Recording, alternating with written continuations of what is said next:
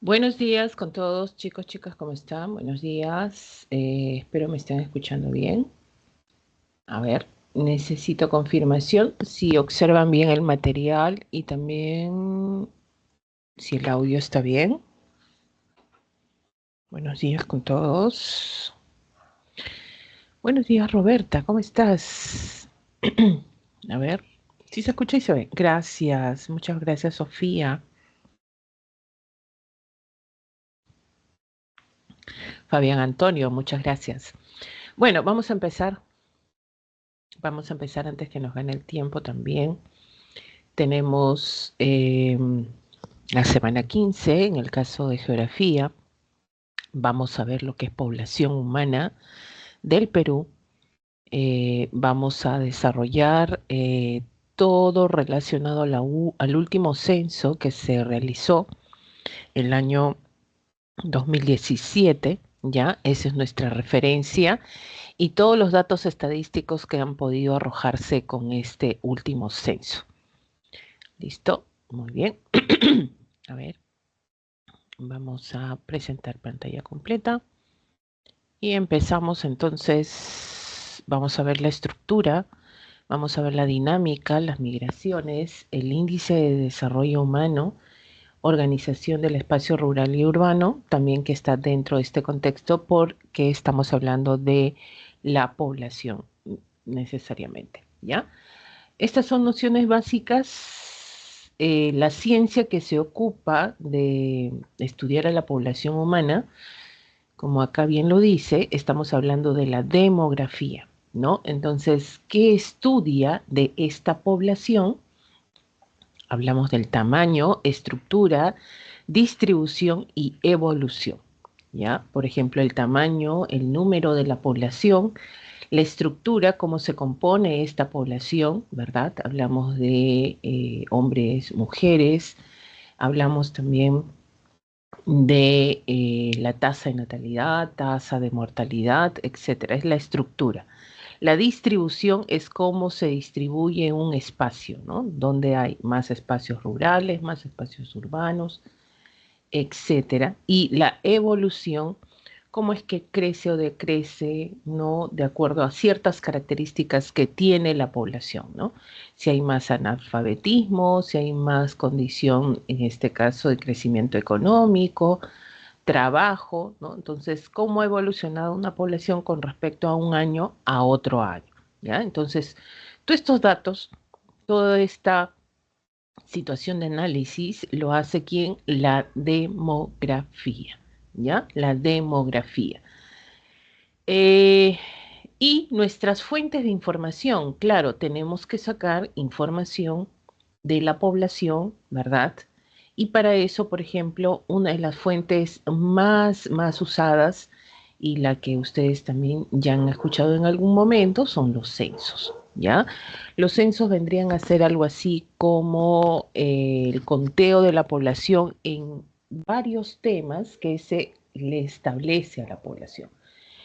En el caso de los censos, creo que una pregunta les viene en el ejercicio, ¿no? Referido a esto, cuando te menciona, por ejemplo, derecho, ¿ya? Derecho o iure, ¿ya? Esto es uno, ¿ya? También tenemos los de facto, ¿ya? O de hecho,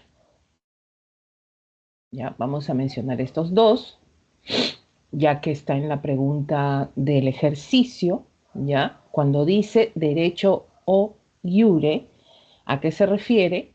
O cuando dice de facto o de hecho. Sabemos que los censos son aquellas formas que se tienen como instrumentos para recabar la información de la población en muchos aspectos, ¿no? Puede ser también de vivienda, de comunidades indígenas, como se realizó el año 2017, ¿ya? Y para esto, por ejemplo, tenemos el que se realiza en el Perú generalmente, es este de acá. De facto ¿ya? De facto o de hecho. Este es el que se realiza generalmente en el Perú. ¿Qué significa de facto o de hecho? ¿No? Las personas van a ser empadronadas en la vivienda, ¿ya? O sea, se les va a realizar el censo en la vivienda o en el lugar donde se encontraban en el momento del censo, ¿ya? Independientemente de la residencia donde estén. ¿Ya? Por ejemplo, tú ese día tienes que trabajar en el hospital, de repente estás en tu trabajo o estás en un lugar determinado, llega el censador y te puede censar, ¿no? Entonces, eso es de facto o de hecho, ¿ya? Vuelvo a repetir, las personas en este tipo de censo son empadronadas en la vivienda, o sea, son empadronadas en la vivienda, ¿ya? En la vivienda, o en el lugar donde se encuentren o en el lugar donde se encuentren. Ya puede ser en el momento del censo, ¿no? No necesariamente en tu vivienda. ¿Ya? Eso es de facto o de hecho. Eso es el que realmente estamos, es lo que se ha realizado en los últimos años en el caso del Perú. ¿Ya? Utilizamos este tipo de mecanismo censal. Ahora, el otro, derecho o iure, ese que está en el ejercicio, por ejemplo, ¿no? Esta de acá registra a las personas en su lugar habitual de residencia, ¿ya? Solo en el lugar de residencia, nada más. Profesora, en ese momento estoy en mi trabajo. No, entonces no te censan, ¿ya? Es solo en el lugar de residencia, ¿no? Donde te encuentres en ese momento en el censo, solo en el lugar de residencia. Si estoy en mi trabajo, lo siento, no te van a censar, ¿ya? Entonces, si estás en tu residencia, ahí te censan. Si no estás, lo siento, no estás dentro del censo, ¿no? Entonces, este es derecho o iure, ¿ya? Solo en el lugar de residencia, y el de facto o de hecho en la vivienda, en el lugar de residencia donde se encuentre, o en este caso, o donde se encuentre, ¿no? Puede ser en la vivienda o puede ser en el lugar donde te encuentres, ¿ya? Entonces tenemos estos dos. Hago este dato porque ha venido en ejercicio de clase, la pregunta número 1 menciona estos dos datitos, ¿ya? Estos dos datos de repente que no lo tienen en la parte de la teoría. ¿Listo? ¿Cuál es el que realiza más el Perú? De facto o de hecho, ¿ya? Y derecho o de iure, no, pues es porque solo es en la residencia. En cambio acá es donde el lugar donde te encuentres y en tu vivienda también. ¿Listo? Muy bien. ¿Cada cuántos años, según la ley establecida, ya menciona, por ejemplo, la ley, si no me equivoco, es 13, 24.8, ¿no? Donde cada 10 años, ya, 10 años, ya, cada 10 años se generan los censos en nuestro país. Pero pueden haber excepciones, profesora, cada 10 años de repente lo reduzco a 5 años, 7 años, sí, puede haber, como lo que está proponiendo, por ejemplo, ya el Instituto Nacional de Informática, el INEI, ¿no? Que vamos a realizar un censo próximamente, nuevamente, ¿ya? Y puede darse, pero la pauta de realizar los censos es cada 10 años. Pueden haber excepciones, ¿ya? Ahora, el caso de los censos no son los únicos donde nosotros generamos sobre todo recabar información, sino también están los registros civiles, ¿no? En el caso de nosotros, profesora, la RENIEC, profesora, claro, tenemos donde se establecen ciertos datos también de la población, ¿no? Nacimientos, defunciones, tenemos ahí también grado de instrucción de las personas, ¿no? Estado civil, por ejemplo, también, ¿no? Casado, soltero, divorciado, etcétera. También podemos recabar información acerca de, por esta fuente de información. Las encuestas de hogar, ¿no? Estas encuestas que se realizan por un tema, ¿ya? Un tema específico, ¿ya? Tenemos acá un tema específico, ¿ya? Un tema específico. Puede ser un tema laboral, puede ser un tema, en este caso, ambiental, etcétera, ¿no? Relacionado con la población. Entonces, todo lo que tenga que ver con la población, ¿ya? Entonces, vamos a ver esta situación en la cual nosotros determinamos, por ejemplo, el caso de fuentes de información. Bueno, acá simplemente está reforzando un poco lo que ya acabamos de ver. Brinda información que cosa los censos básica para realizar diagnósticos sociodemográficos e insumos para la toma de decisiones, ¿no? Provee la data que permite identificar a la población beneficiaria de las políticas y programas sociales. Los censos son convocados por el INEI, ¿no? Instituto Nacional de Estadística e Informática. El último censo, 2017, ya, el 12º de población, 7º de vivienda y 3º de comunidades indígenas.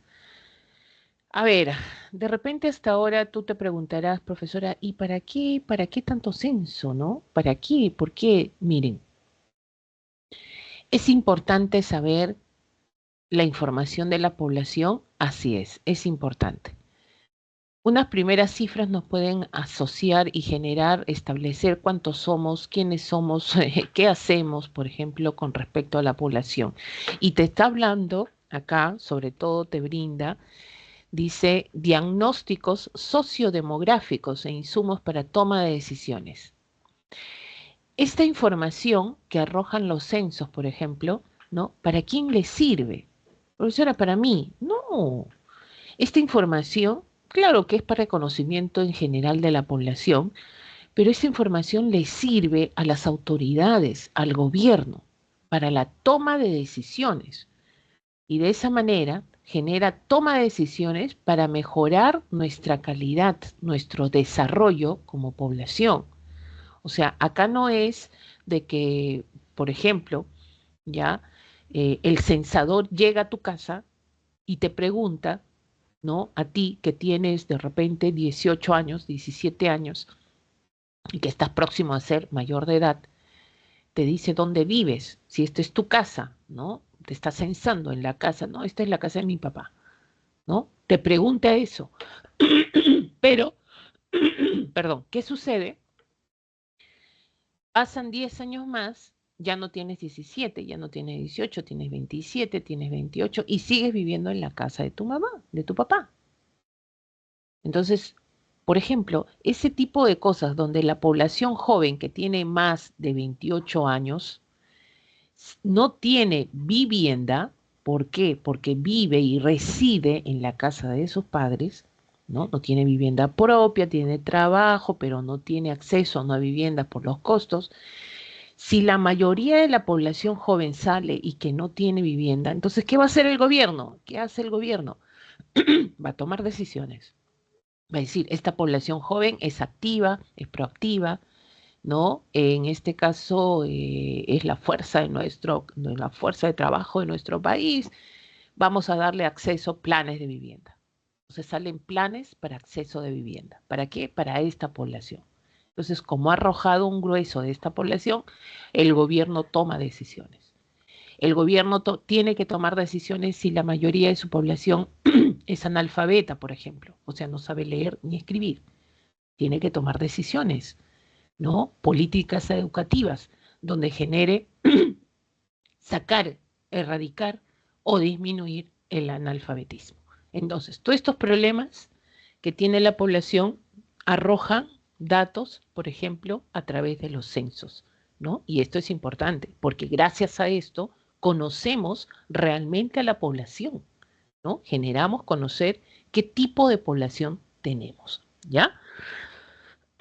Muy bien, entonces, vamos a ver, ¿ya? Vamos a ver la estructura, la dinámica de la población, cómo se mueve la población peruana con respecto al último censo que hemos tenido.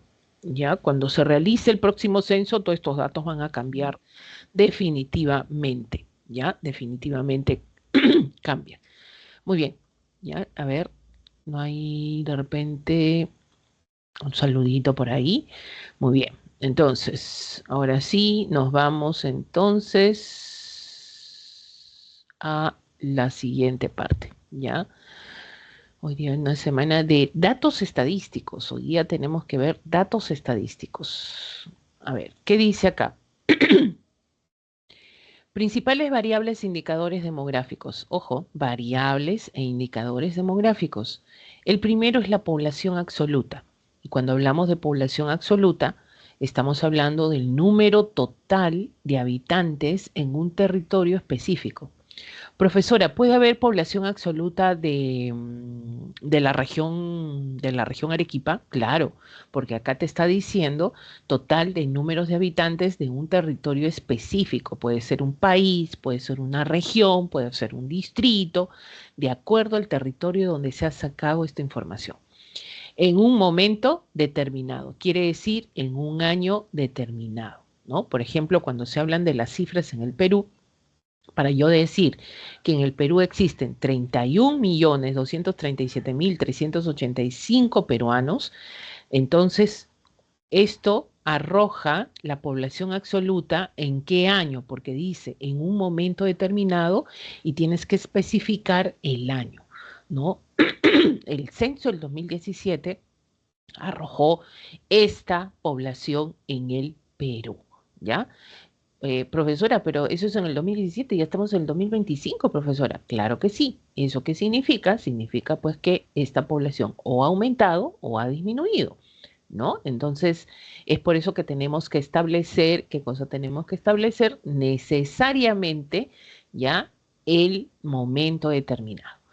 Bueno, se considera la población censada y la población omitida durante el empadronamiento, ¿no? Entonces te das cuenta que acá la forma de generar nuestro censo es a través de lo que se conoce como de facto o de hecho, ¿ya?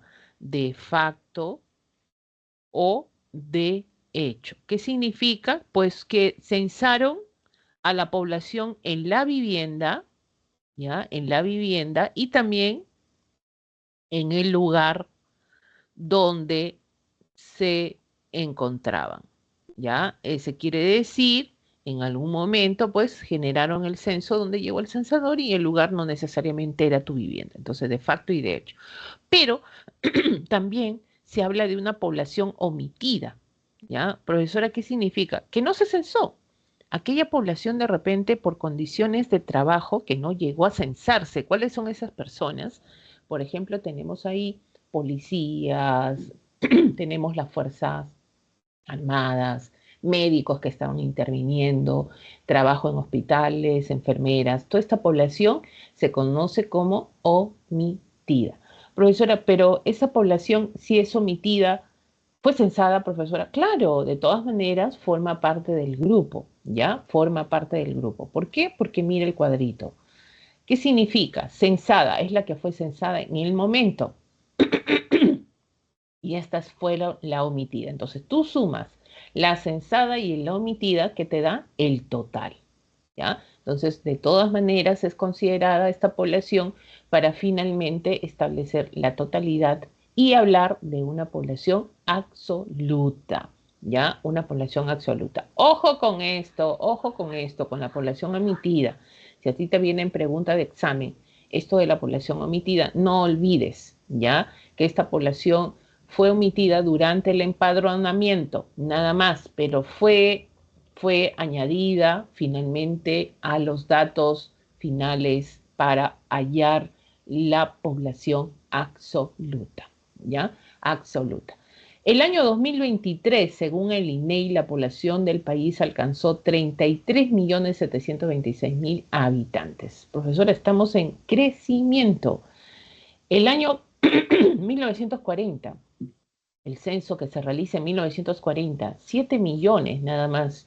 El 61, 10 millones. El 72, 14 millones. El 81, 17 millones, el 93, 22 millones y el 2007, 28 millones. Miren, acá subimos, bastante, estamos subiendo ya a partir del 80, ¿ya? Y el 2017, 31 millones. Entonces estamos en crecimiento en la población, sobre todo en este caso, pues absoluta.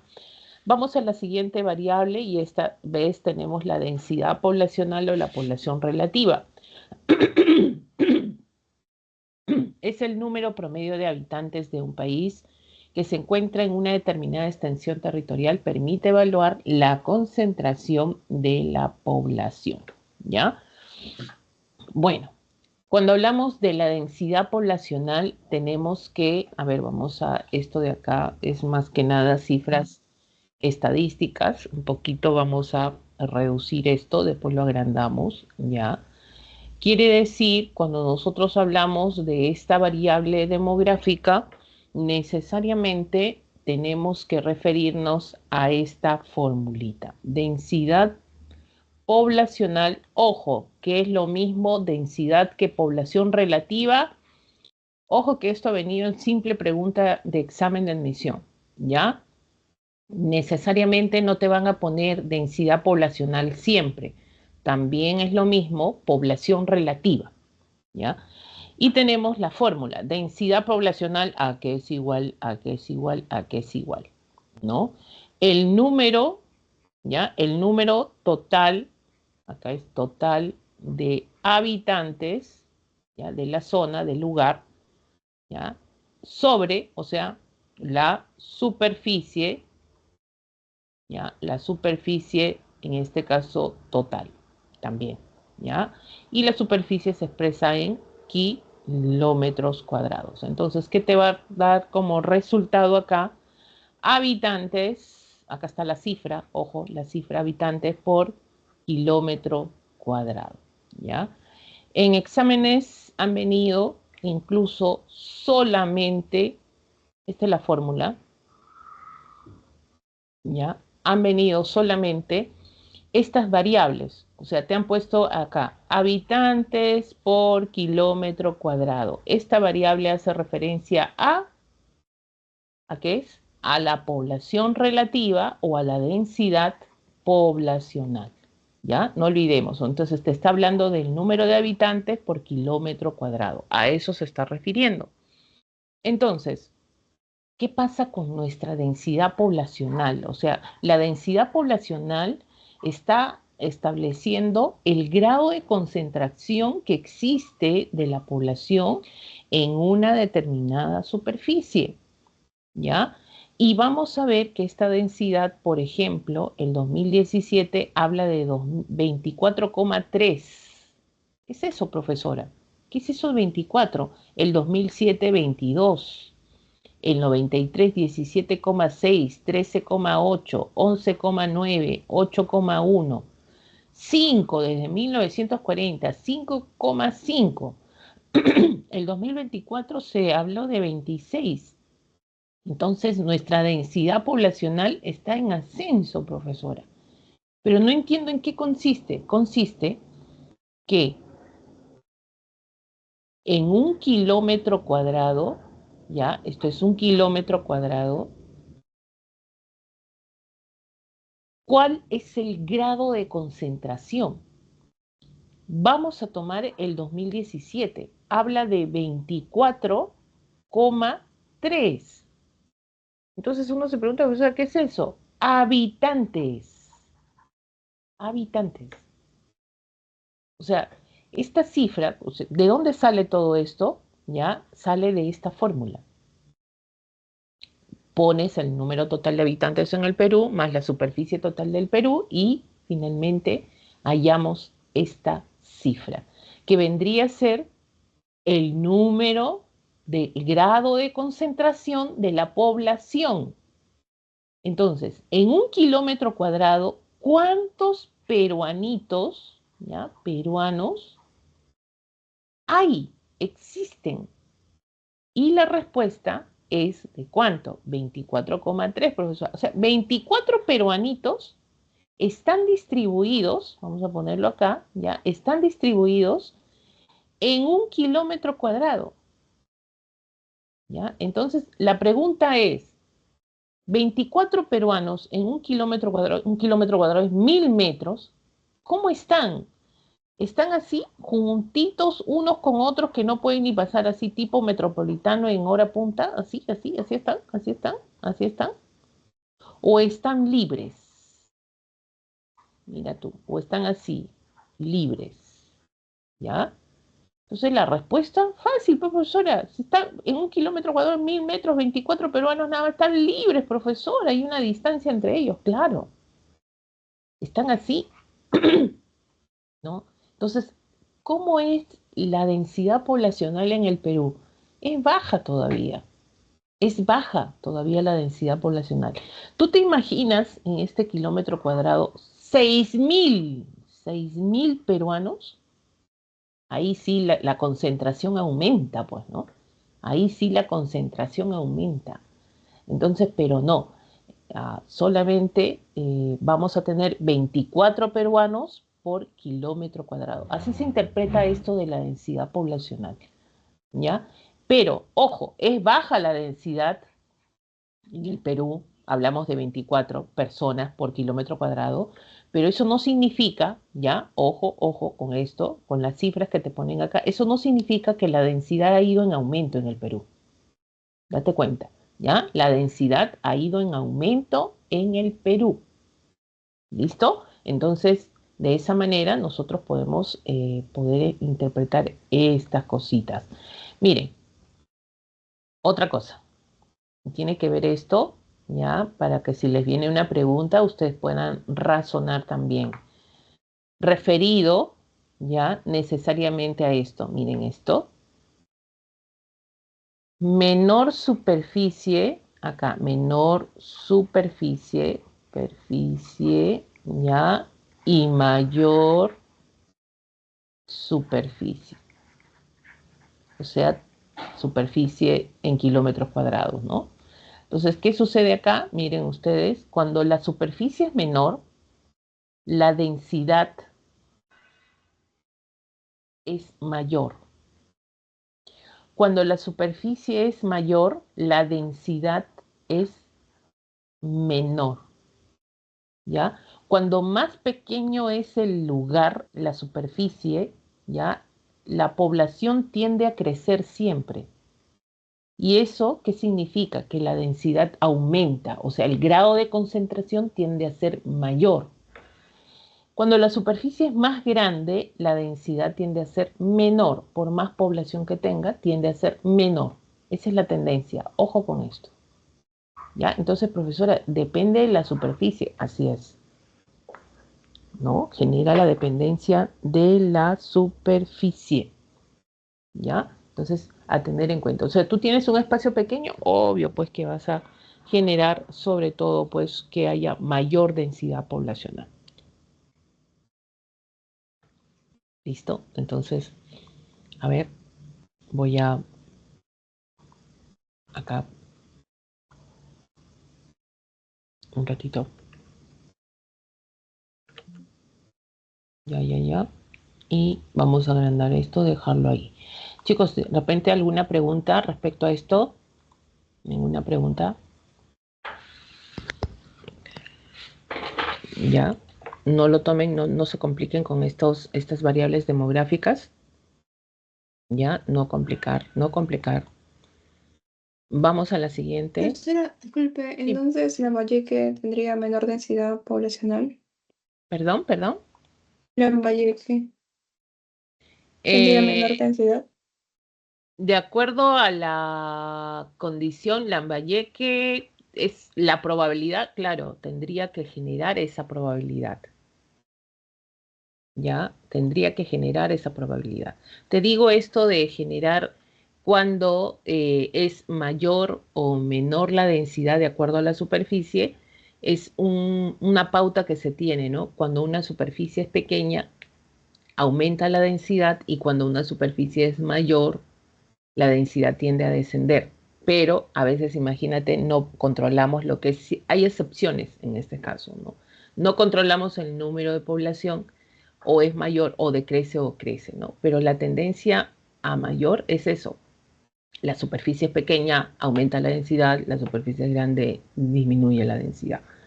El caso de, por ejemplo, del Callao, ¿no? Es el lugar, la región que tiene mayor densidad en todo el Perú, ¿no? Prácticamente. ¿Por qué? El Callao es pequeño, ¿no? Y la población crece de esa superficie. Entonces, de esa manera, pues, encontramos eso, ¿no? ¿Ya? Esa tendencia. Esa es la tendencia que se da, ¿ya? Y tenemos tasa de fecundidad. Bueno, la tasa de fecundidad, quiero que entiendan que no es lo mismo que natalidad, ¿ya? No es lo mismo que natalidad. No vayan a confundir estos términos, tasa de fecundidad y tasa de natalidad. Por ejemplo, tasa de fecundidad, hablamos del número promedio de hijos que tendría una mujer al final de su periodo reproductivo, de 15 a 49 años, ¿no? Quiere decir, imagínate, yo te digo, a ver, chicos, les doy una tarea, hagan la tasa de fecundidad en sus localidades. Entonces, ¿qué van a hacer ustedes? ¿No? Van a ir y preguntar a toda mujer, porque a hombres no, porque la tasa de fecundidad no es con los hombres, sino con las mujeres, y a las mujeres le van a decir, ¿en qué rango de edad, profesora? Entonces vas a preguntar a toda mujer que está entre 15 y 49 años, ¿cuántos hijos tiene? ¿Ya? Hijos que tiene, ¿ya? Hijos que tiene una mujer entre 15 y 49 años. Entonces, por ahí una te va a decir no tengo hijos, otra te va a decir tengo uno, tengo dos, y de ahí sacas el promedio. Eso es la tasa de fecundidad. Número promedios de hijos de una mujer, ¿ya? Que tiene una mujer, nacidos vivos, ojo, ¿ya? Nacidos vivos, ¿no? De 15 a 49 años.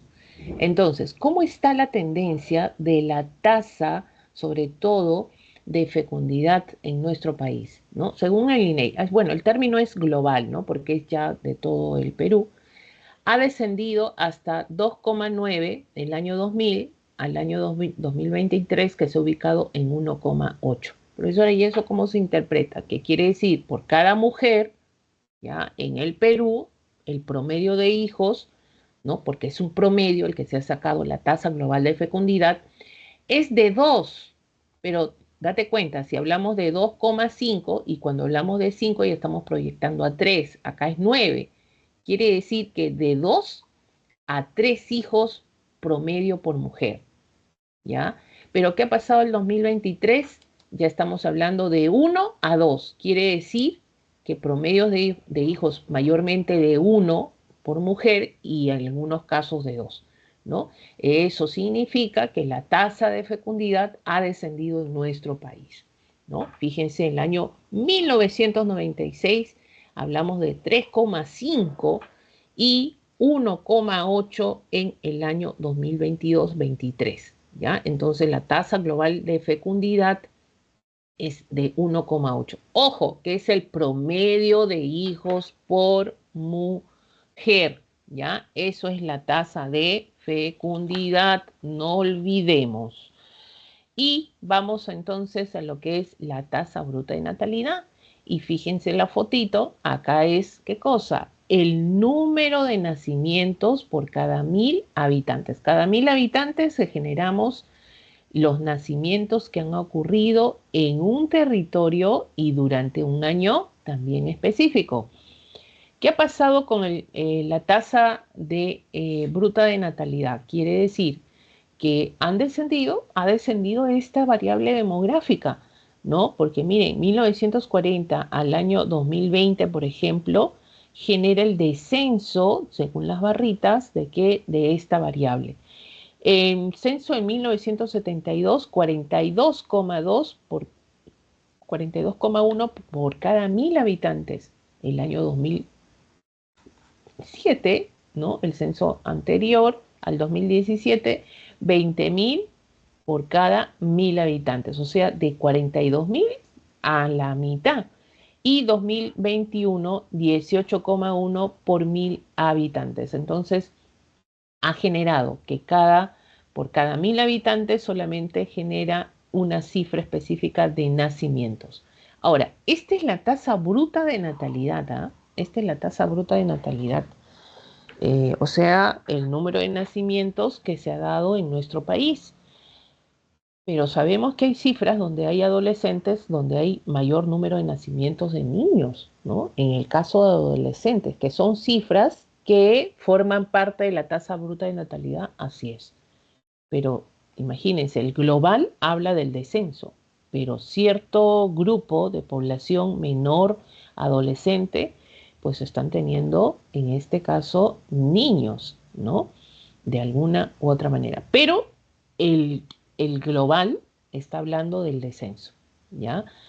Y de la misma manera hablamos de la tasa bruta de mortalidad que vendría a ser, ¿qué cosa vendría a ser? Las defunciones por cada 1000 habitantes en un territorio durante un año específico. Quiere decir que acá estamos hablando pues las muertes de personas cada 1000 habitantes, ¿no? En el Perú esta tasa también ha descendido, ¿no? Profesora, entonces ha descendido la tasa de fecundidad, la tasa de natalidad y la tasa de mortalidad, así es. El descenso de 12,9 por 1000 habitantes en el periodo 61-72 y pasamos a 6,1 por 1000 en el periodo 93-2007. Y el año 2019 fue de 5, en este caso 8 habitantes, ¿ya? No tenemos las otras cifras, pero hasta el año 2020 hablamos incluso de 5, todavía se mantiene de 5 en el caso del año 2020, porque esto es 2019, 5,8, y en el año 2020 ya estamos hablando de 5 y un poquito más que se refiere esta barra de estadística, ¿ya? Lo mismo, la tasa bruta de mortalidad, ¿no? A pesar que hemos tenido el COVID, pues se ha generado un descenso, o sea, el descenso se ha mantenido en cierta manera. ¿Ya? Y eso ha generado, pues fíjense ustedes, el año 2020 que tengamos esta cifra. Ahora, no quiere decir que en un grupo de población haya generado un descenso de muertes por defunciones, por ejemplo, pero esto se ha mantenido, ¿ya? Según las cifras estadísticas que nos mandan y manejamos sobre todo en este caso. Y vamos a la esperanza de vida. Bueno, la esperanza de vida es la media de calidad de años que tiene cierta población, ¿no? En un periodo determinado. Es también llamada, también se conoce como expectativa de vida, ¿ya? Y en esta expectativa de vida vamos a ver que el Perú, por ejemplo, habla y sobrepasa los 70 años de edad, 77,2 años en este caso, ¿ya? Y diferentes entre hombres y mujeres, ¿no? Los hombres 74,6 y las mujeres 79,8, ¿no? Esto es por la condición de vida, la estructura anatómica, física, tiene que ver muchos elementos para hablar de la esperanza de vida de una población, ¿no? Calidad de vida, sobre todo, uso de servicios, salud, educación, por ejemplo, también forman parte de lo que es la esperanza de vida, para hablar de la esperanza de vida de una población. El caso de hombres y mujeres se ha diferenciado no solo en el Perú, sino en el mundo, ¿ya? Entonces, por ese lado se tiene en este caso, pues, estas cifras. Pasamos entonces, esto es la cifra última en el año 2023, ¿ya? Y nos vamos a la dinámica de la población peruana, cómo ha evolucionado, te hablan de la evolución de la población peruana de forma creciente como muestra del siguiente cuadro, ¿no? Bueno, este cuadrito ya acabamos de presentarlo, desde 1940 que se realiza el censo hasta el año 2017, que ha pasado con nuestra población, pues ha ido en crecimiento, ¿no? Más la población omitida también que se muestra. En el periodo intercensal 2007, ¿ya? Y el 2017, te está hablando de estos dos, se evidenció un crecimiento de la población en más de 3 millones, ¿no? 3 millones. Y en el caso del 81-93 es mucho más de 3 millones, ¿no? Se dan cuenta, ¿no? Pero acá hemos generado un incremento de la población en 3.016.621.000, en este caso, pues, habitantes, ¿no? Entonces, acá vemos el número de población que ha generado, pues, aumentar. O sea, estamos en crecimiento, eso sí, ¿no? Ha ido evolucionando nuestra población, crecemos y crecemos.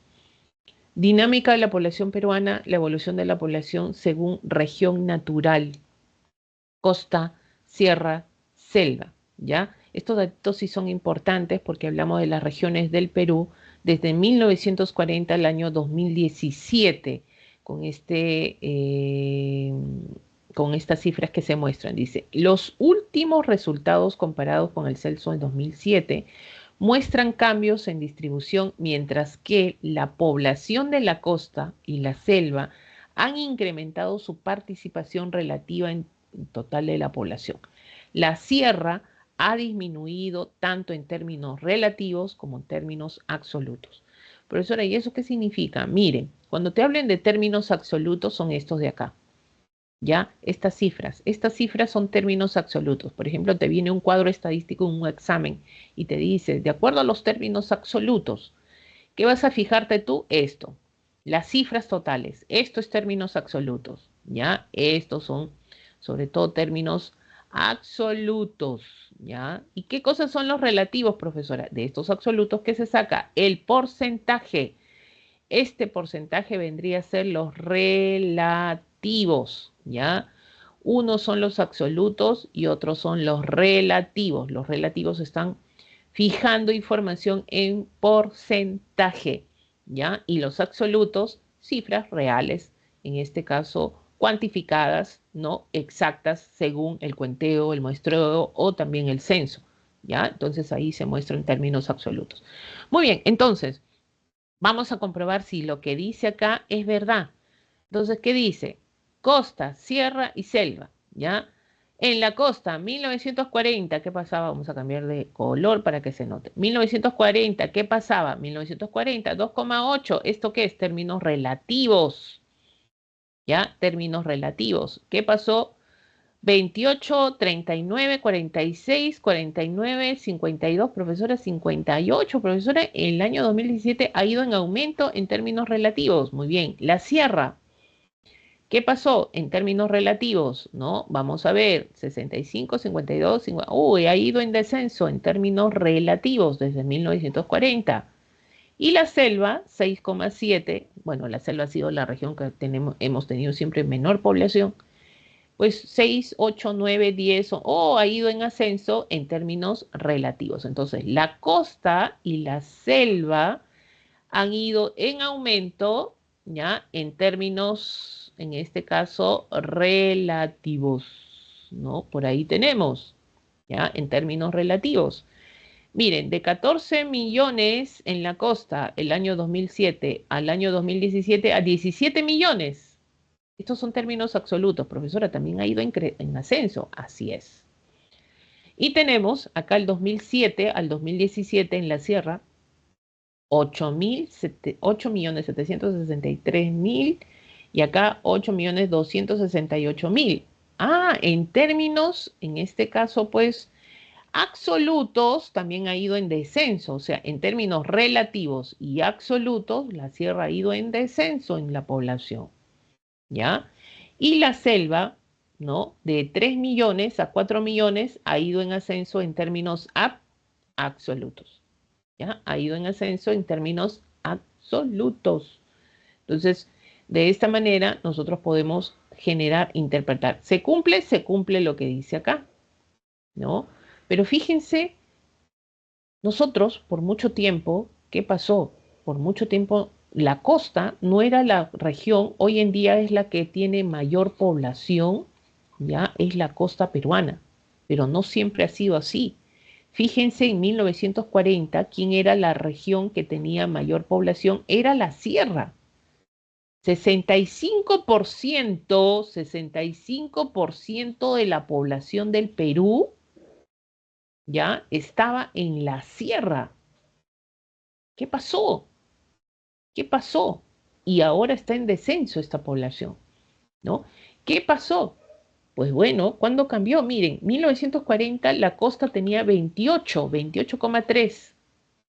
Bueno, la selva 6,7. Pero la costa, ¿cuándo repuntó? ¿Cuándo generó ser la población o la región que tenga mayor población? ¿No?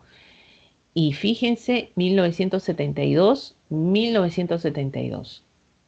Acá empezó el repunte.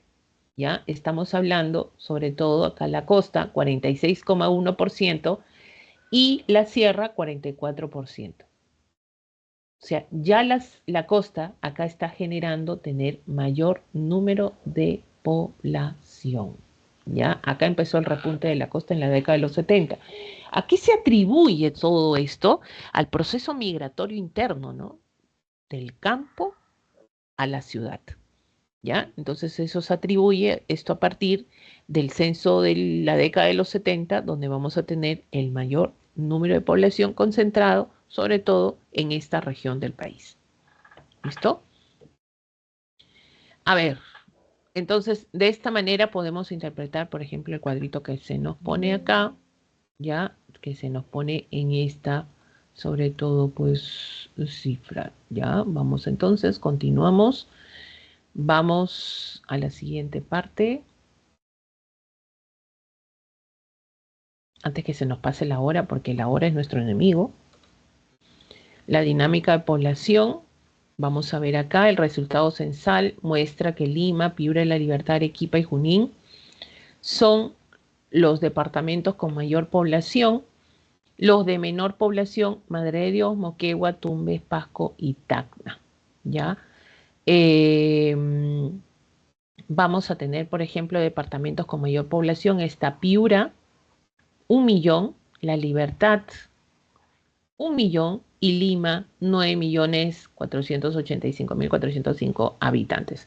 Bueno, para que Lima se lleva todo, ¿ah? Les digo una cosa, Lima se lleva siempre todo, 9 millones, a diferencia de los otros departamentos que tienen 1.000.000, 1.000.000, 1.000.000.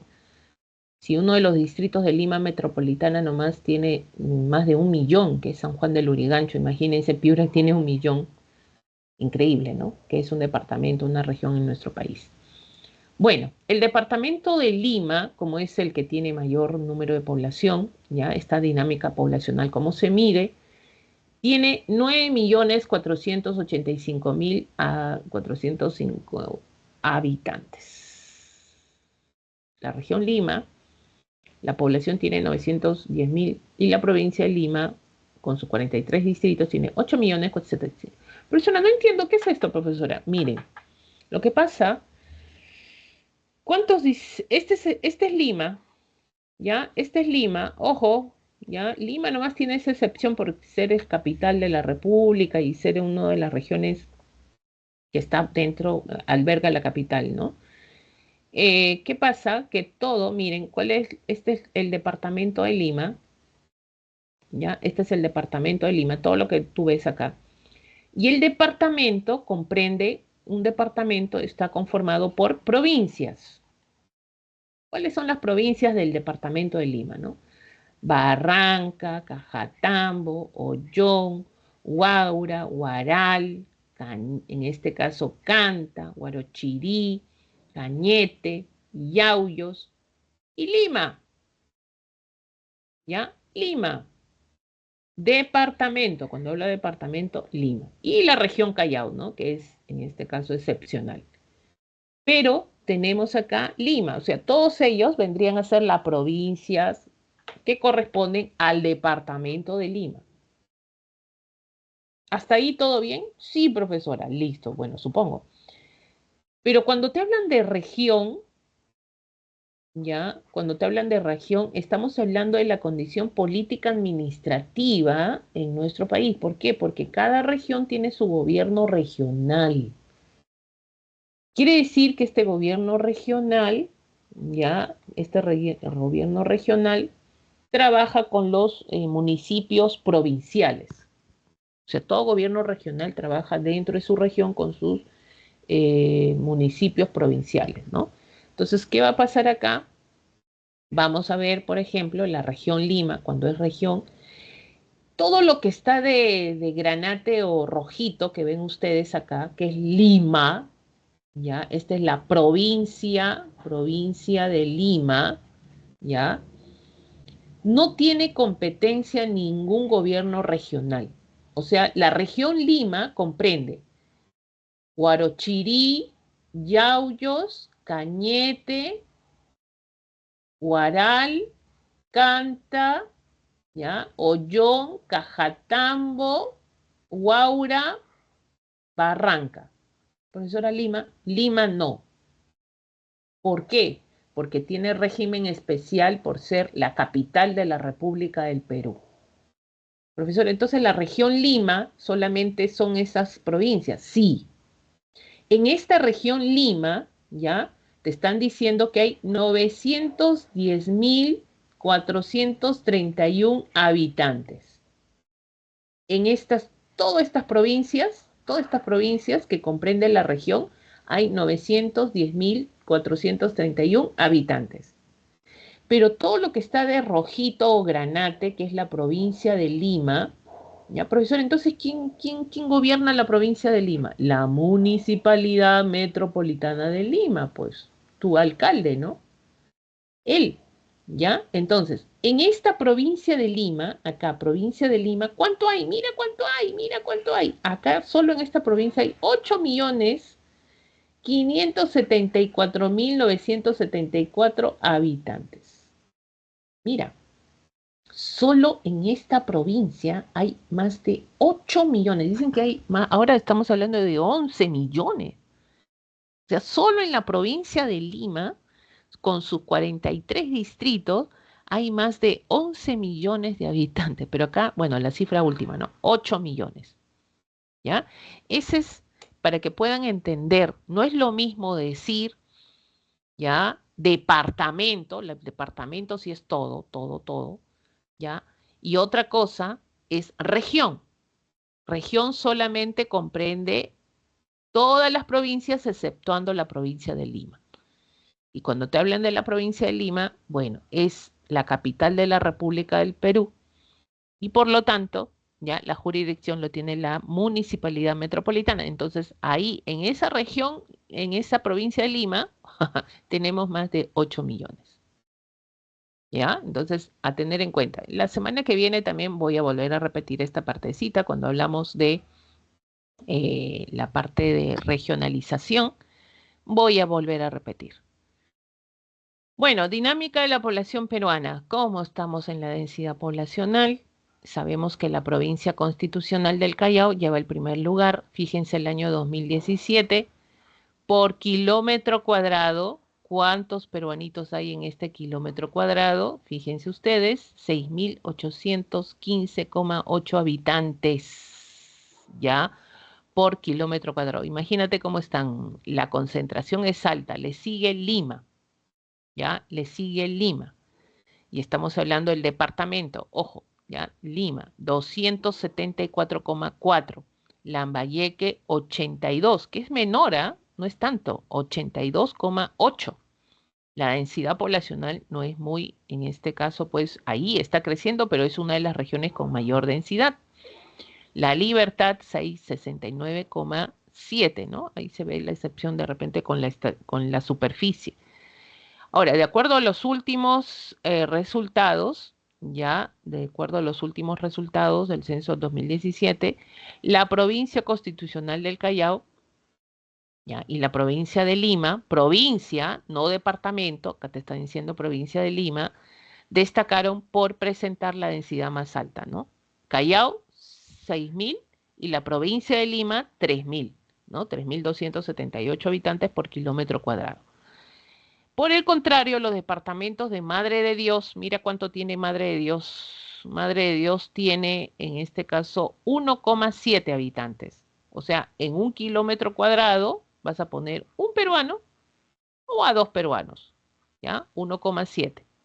Loreto 2,4, Ucayali 4,9, que presentaron la menor densidad poblacional, ¿ya? Vamos a la evolución de la población respecto al área de residencia. en el caso de acá, vamos a ver, por ejemplo, el Perú es el último medio, en el último medio ciclo se ha urbanizado plenamente por las migraciones internas. ¿Ya? En la actualidad, 3/4 de la población vive en las ciudades, allí donde se desarrolla la industria, el comercio y los servicios. ¿Ya? La población proviene principalmente de las zonas rurales de la región andina, elige preferentemente ciudades costeras y últimamente hacia ciudades del llano amazónico. A ver, sí, ha habido mucha migración a la zona amazónica en estos últimos años. De repente en el próximo censo vamos a ver esas cifras que se van a establecer.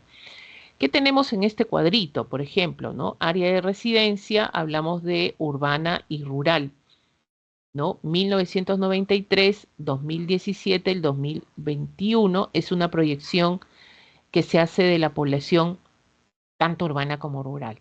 Tenemos ahí, por ejemplo, con respecto a la urbana, ¿no? Estos son términos absolutos, fíjense ustedes, 15.000, 20.000, 24.000, 26.000 en ascenso, ¿no? La población rural, 6.000, 6.600, profesor ha ido en ascenso, ha caído descendiendo y ha caído nuevamente en ascenso. O sea, ascenso y descenso en términos, en este caso, absolutos. En el caso del término porcentual o relativo, tenemos urbano y rural, ya tenemos, por ejemplo, 70,1, 75, 82 y 81, ¿no? Para la condición urbana en descenso, profesora, de 82, la proyección, así parece. Y la rural, 29, 24, 17 y 18, también en esa misma estructura, ¿ya? En términos absolutos y relativos, o sea, pero en general, nuestra población tiende a ser, ¿qué cosa? ¿No? El año 2017, miren la cifra total, ¿no? Urbana, 82%, y rural 17,6%. Y acá en el año 2021 tenemos también que sigue manteniéndose la condición urbana de la población en un 81,5% y la rural en 18,5%. ¿Ya? Entonces, ¿qué somos más nosotros? Somos de condición urbana. Pero esta cifra está bajísima. Por ejemplo, Chile, población urbana, imagínense, 96%. Quiere decir que tú te vas por cualquier lugar de Chile, la mayoría tiende a ser más urbano. ¿Qué significa esto de urbano, profesora? ¿Y qué significa esto de rural? Urbano significa, por ejemplo, ciudad. Urbano significa que hay actividades como el comercio, ya, como el comercio, como la industria, ya, que destacan y servicios que vas a encontrar acá en una condición urbana. Entonces, esto es un foco de atracción, siempre. Entonces, ¿qué tipo de actividades se generan en una zona urbana? Más que nada, secundarias y terciarias, ¿no? Eso lo vimos, ¿no? En actividades económicas. Y la rural, ¿qué hay? Más primarias, ¿ya? Primarias, agricultura, ganadería, ¿no? Entonces, es lo que más se establece. Servicios bajos, industria bajo, comercio bajo. Entonces, son los focos donde generan pues mayor actividad económica. Imagínate Chile, 96% de condición urbana, ¿no? O más del 90%. Entonces, esto es una cifra alta.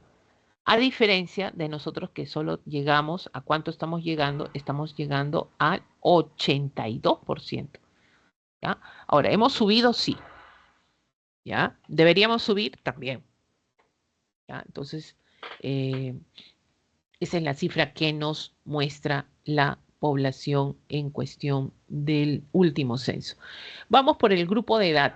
¿Ya? El resultado revela, a ver cómo va nuestra población, que el periodo 93-2017, la población menor de 15 años ha disminuido de 37 a 26, mientras que los adultos mayores de 60 a más años de edad se ha incrementado de 7% a 11,9%.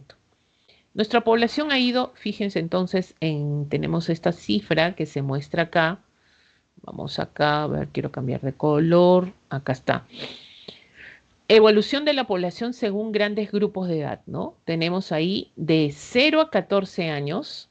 Esta población es dependiente, ¿ya? Dependiente. Esta población te genera gastos. Hay que darle salud, educación, todo hay que darle. Este es gastos, de 0 a 14. Esto es primero. ¿Qué ha pasado con esta población?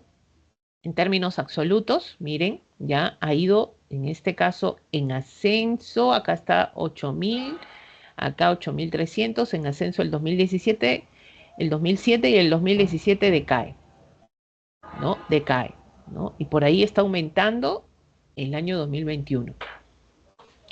Ahora, en términos relativos, ¿qué pasa con esta población? 37, 30, 26, 24. En términos relativos se ha ido en descenso. Ya en absolutos parece que ha ido en descenso y ascenso en estos últimos años. De 15 a 59 años, esta población ya no es dependiente tanto, ya está estudiando, está trabajando. 12.000, 16.000, 18.000, 20.000. Ha ido en ascenso absoluto. Y en términos relativos, profesora, 56%, 60, 61, 60, ha ido en ascenso y está en ascenso. De 60 más años, ¿qué pasa con esta población? ¿No? 1.500, 2.400, 3.000, 4.000. Ha ido en ascenso. Y de 60 a más años de edad, en términos relativos, 7, 9, 11,3 ha ido en ascenso. Entonces, estas dos poblaciones ya han ido en ascenso en estos últimos años, sobre todo en términos absolutos y en términos relativos. ¿Ya? De esta manera lo vamos a interpretar. Ahora, ¿esto es bueno, esto es malo, profesora? Mira, lo malo de repente es que esta población conocida como la PEA, ¿ya? ¿Cuál es la PEA? Población económicamente activa de 15 a 19 años. Estamos hablando de la fuerza, ¿ya? La fuerza de trabajo de un país, ¿ya? Quiere decir, si nosotros estamos hablando de 15 a 19 años, en el año 2017, 17 y el año 2021, vamos a tomar el 21, que el 62,5% de la población está en este grupo de edad. O sea, quiere decir que más de la mitad de la población es la fuerza de trabajo de este país. O sea, hablamos de la PEA. ¿Ya? ¿Y cuál es el problema?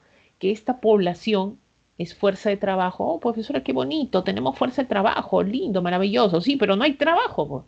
Entonces, ¿qué se hace? ¿Qué hace esta población? Subempleo, migración, ¿no? Entonces, el Estado no puede cubrir con toda esta población. Es por eso que tienes que censar, a ver, ¿qué está haciendo esta población? ¿Qué hacemos con la población? Políticas para que no se vaya, para que se quede acá esta fuerza de trabajo.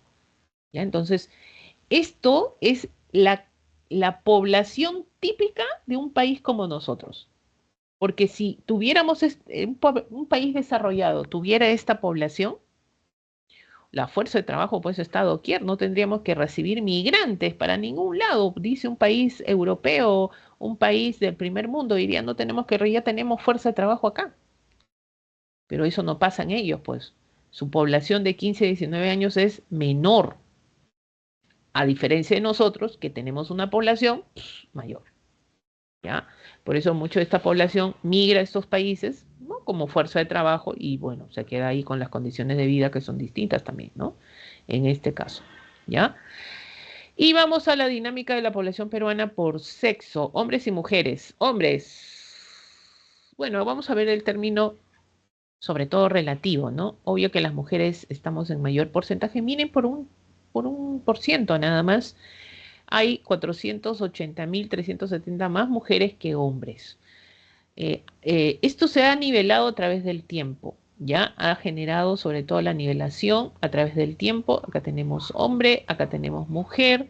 Profesor, ¿es necesario saber cuántos hombres y mujeres tenemos? Sí, porque gracias a eso generamos políticas de gobierno, ¿no? Por ejemplo, si hay más mujeres, imagínate que en el Perú había 60% de las mujeres y pues un 40 y tantos de hombres, ¿no? Entonces, ¿qué quiere decir? Que pues el Estado se tiene que preocupar en estas mujeres, en esta población, Esta población que por ser mujer, tasa de fecundidad, tasa de natalidad, entonces hay que generar políticas, ¿no? Acerca referidos a la mujer, cuidado de la mujer, ¿no?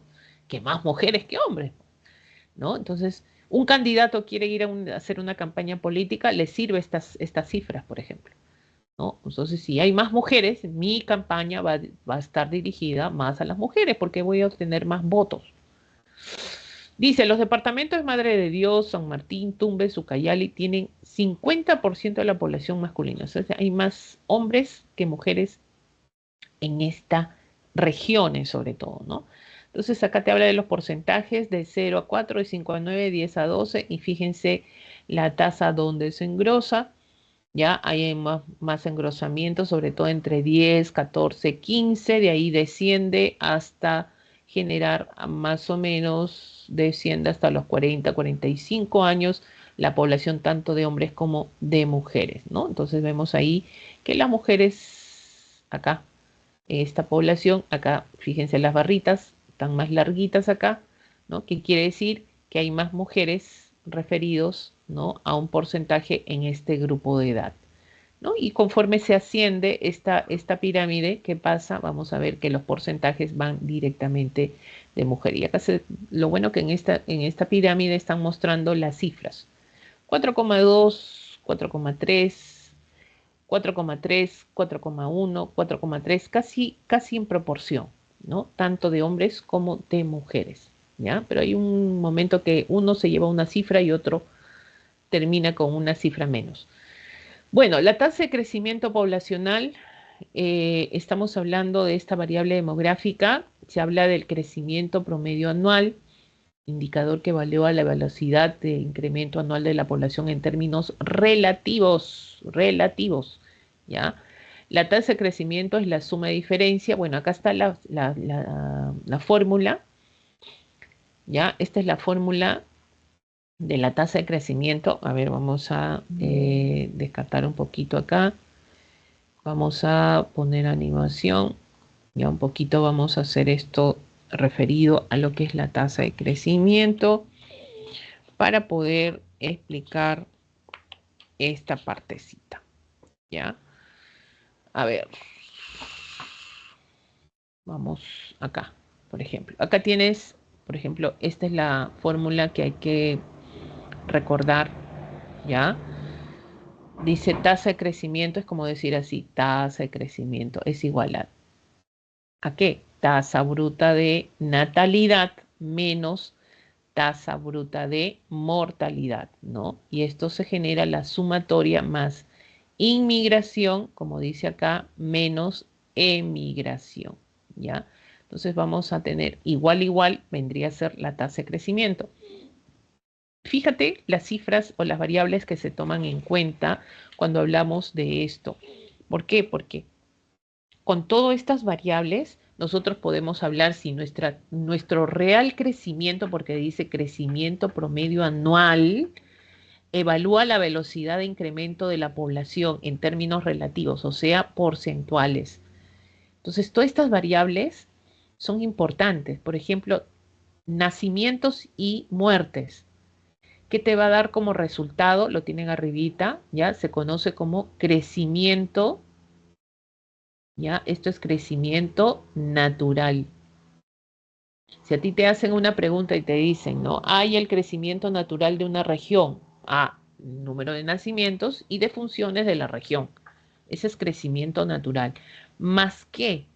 Más inmigración. ¿Qué cosa es inmigrar? Es la llegada, ¿ya? La llegada al territorio nuevo, ¿no? De la región o del país que vengan, ¿no? La llegada. La emigración es la salida, ¿ya? Quiere decir los peruanos que se fueron al extranjero. Entonces, eso se conoce, ¿ya? Como tasa neta de migración, ¿ya? Tasa neta de migración. Profesor, entonces se ha formado otra fórmula. Miren, cuidado con esto, ¿ah? Miren esto, ¿ya? Entonces, ¿qué significa? que nosotros vamos a ver cómo van los nacimientos, han descendido en el Perú, mira, ya, las defunciones han descendido en el Perú, así es, profesora. La llegada de inmigrantes, ha llegado un montón. La salida de peruanos también se está produciendo. Entonces, todo esto va a generar un porcentaje y es lo que se va a encontrar, lo que es la tasa de crecimiento poblacional, que también puede ser la tasa de crecimiento natural más tasa neta de migración. ¿Ya? Entonces, la fórmula se puede desdoblar de esta manera. Ojo, ¿ya? Ustedes lo tienen ahí también. Si a ti te preguntan, la tasa de crecimiento poblacional, dentro de esta tasa de crecimiento, ¿se toma en cuenta la llegada de inmigrantes al Perú? ¿Tú qué responderías? Verdadero, pues, ¿ya? ¿Se toma en cuenta la salida de los peruanos al extranjero? Verdadero. ¿Se toma en cuenta la tasa de fecundidad? Falso, ¿ya? Porque es la de natalidad, ¿ok? Entonces, para que tengan en cuenta eso. Profesora, estas cifras suben y bajan, ¿altera la tasa de crecimiento? De todas maneras, de todas maneras. No te vayan a preguntar estas cositas, ¿ah? La llegada de inmigrantes, la salida de peruanos, ¿cómo se conoce eso? Como tasa neta de migración, ¿ya? Tasa neta de migración. Se nos pasa la hora, se nos pasa la vida, se nos pasa todo. A ver, entonces, vamos, entonces, seguimos. Ya, profesora, ¿y eso qué es? Bueno, este es el crecimiento, justamente la tasa de crecimiento poblacional que hemos tenido. Ya estamos en el año 2017 hemos llegado a 1%. Entonces, ha ido en descenso nuestra tasa de crecimiento poblacional, así es, ¿no? Se ha mantenido en ese rubro.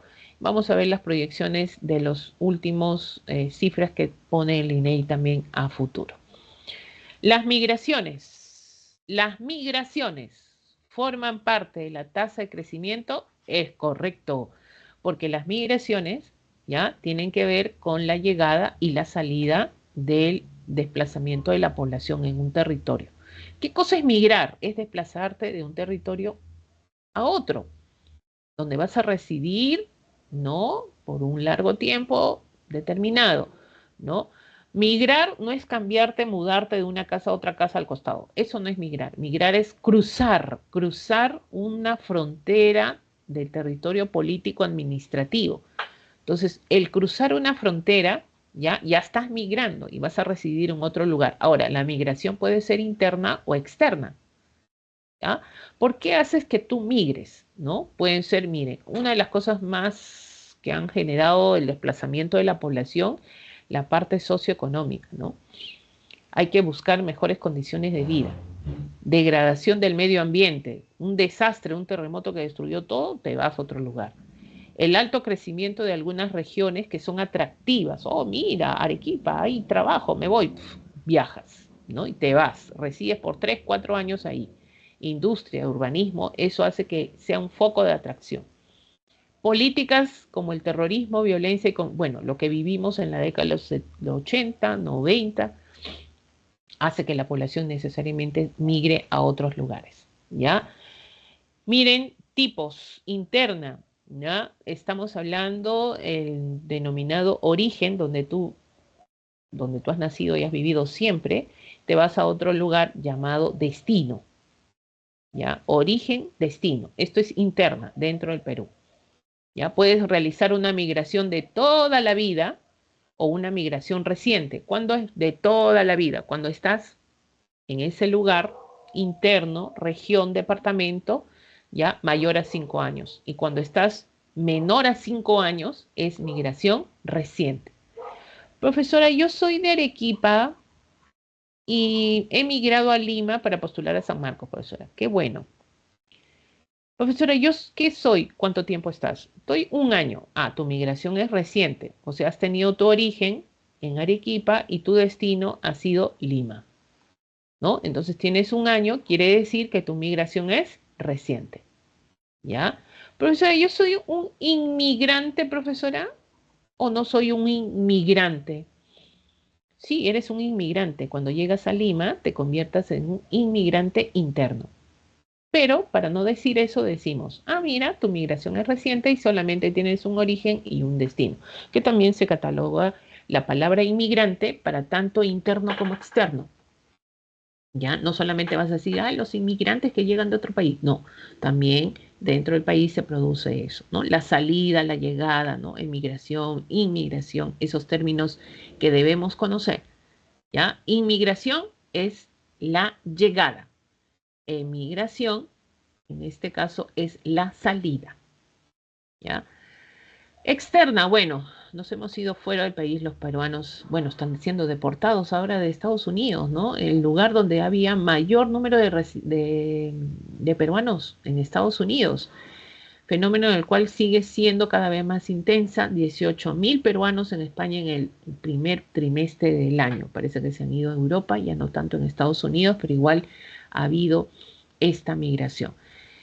En el periodo 90-22, el número de peruanos al exterior alcanzó cifra de 3.490.519 personas, registraron su salida y no han retornado. O sea, más de 3 millones de peruanos han salido del Perú y están residiendo en otro lugar.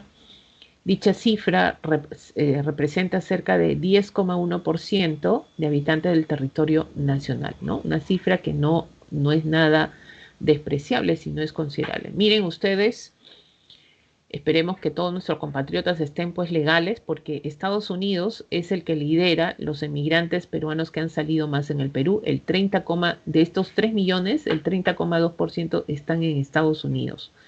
España en segundo lugar, están en Argentina, están en Chile, están en Italia, Japón y Canadá. Ya ese es el porcentaje, pero Estados Unidos se lleva la batuta. Esperemos que todos estén legales y no sean deportados. Vamos a ver, porque ya no volvieron, porque la cifra es simplemente que registraron su salida y no volvieron al país. ¿Quiénes son los que más emigraron? O sea, los que más salieron al extranjero según las estadísticas, ¿no? Estamos hablando, por ejemplo, si hablamos del grupo de edad, estamos hablando de 30 a 49 años, ¿ya? Los que más han salido. Sexo, ¿quiénes más? Mujeres. Dicen que las mujeres consiguen más rápido trabajo también, ¿no? Área donde proviene, urbano o rural, obvio que urbana han inmigrado mayormente. Lugar de nacimiento, Lima, pues Lima, ¿no? En primer lugar, Lima. Otros departamentos, La Libertad, Ancash, pero en menor proporción. Lima, el 49,5% de peruanos que nacieron en esta región han migrado. Categoría ocupacional, sobre todo tenemos estudiantes, ya 20,9%, empleados de oficina, más de casa, profesionales, etcétera, pero un menor porcentaje también genera la migración.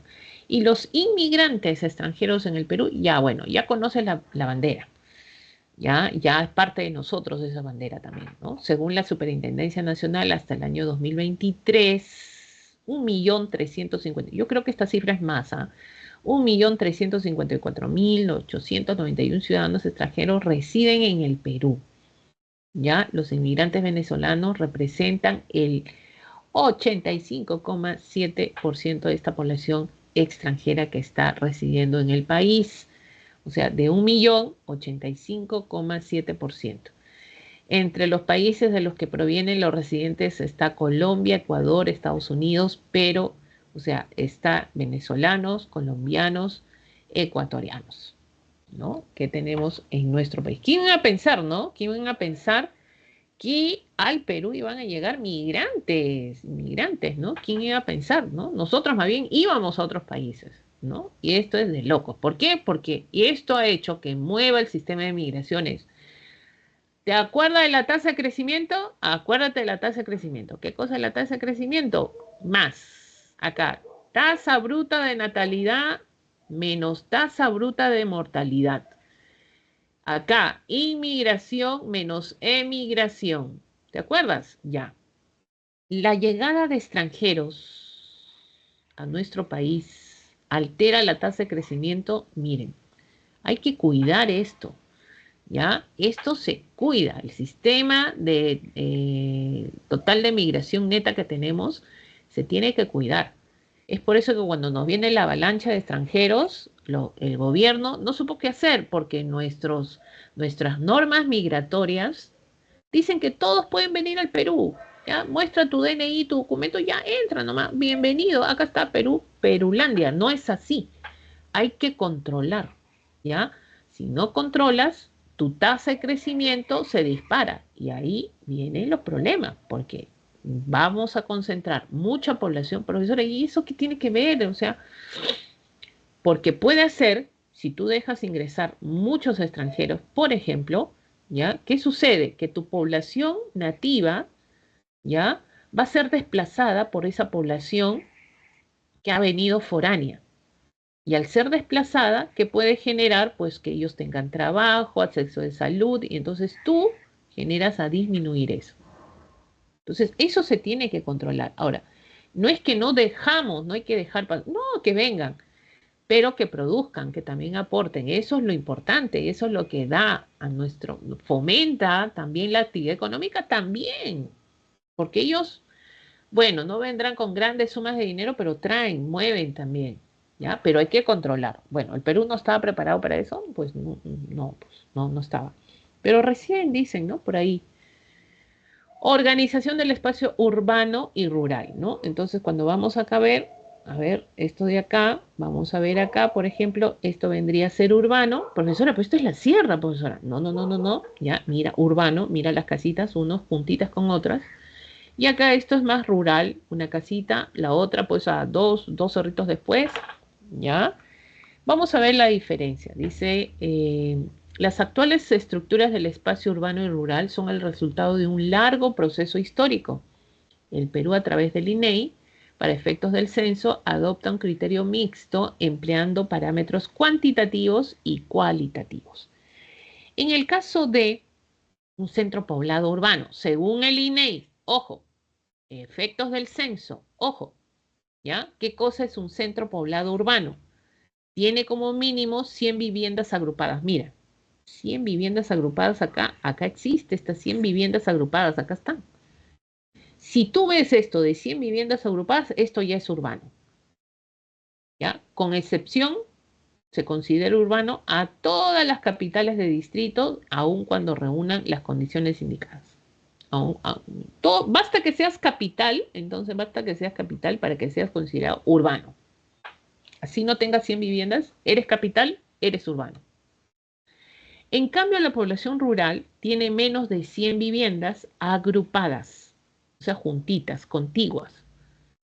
O si tiene 100, ¿ya? Estas se encuentran dispersas, ¿ya? Eso es rural, ¿ya? Eso es rural. Entonces se da, sobre todo, estas características, esto de acuerdo al INEI, para efectos del censo, ¿ya? Para efectos del censo.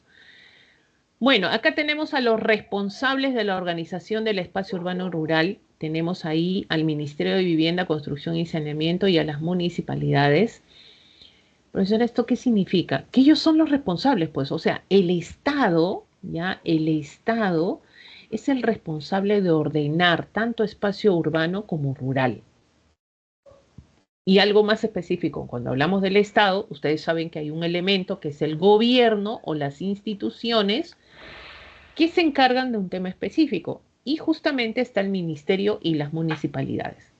Entonces, ellos tienen normas que promueven el ordenamiento, protección de los centros poblados urbanos, rurales, ¿ya? De una manera sostenible del territorio nacional. Entonces, en el caso del Ministerio de Vivienda, facilita viviendas, saneamiento, promueve el desarrollo inmobiliario, infraestructura, etc.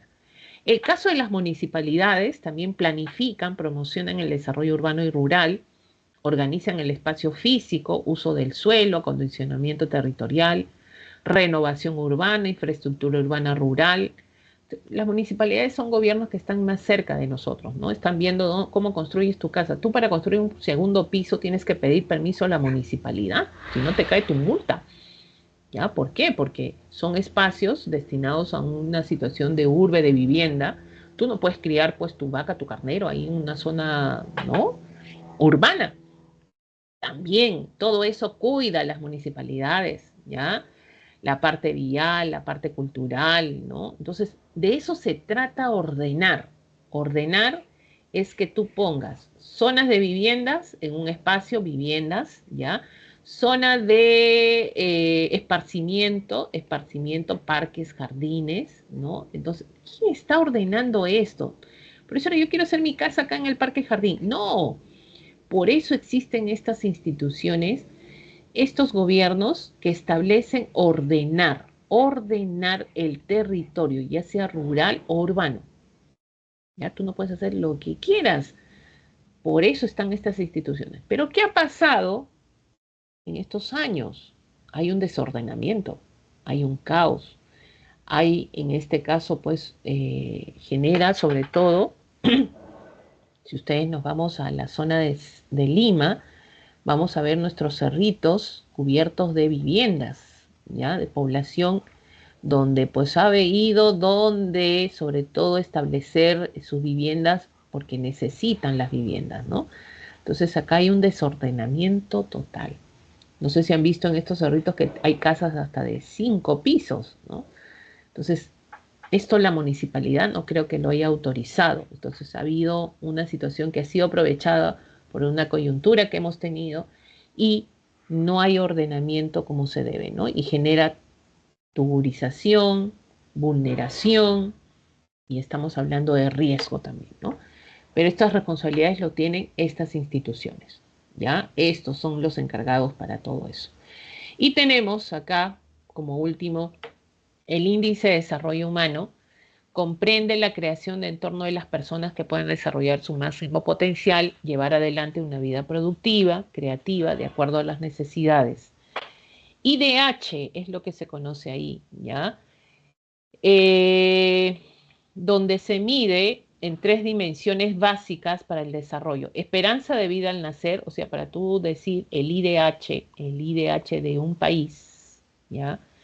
Tienes que tener en cuenta la esperanza de vida, el logro educativo que tiene tu población, secundaria y años estudiados, y el ingreso per cápita que establece pues un promedio, ¿ya? Entonces, con eso nosotros decimos, acá el IDH población, tenemos nuestra población, el censo último, índice de pobreza monetaria, 27,5, uy, esto ha subido, ¿no? Bueno, según nuestra presidenta y las cifras hablaba de 30%, ¿ah? Imagínense, ingreso per cápita, ¿ya? Esto en dólares, esperanza de vida, 76,9, promedio de años de estudio, 9,8, este es el promedio de toda la población, y el IDH nos arroja 0,762 y nos categoriza en alto. ¿Qué categorías hay, profesora? Bajo, ya, bajo, medio, alto y muy alto.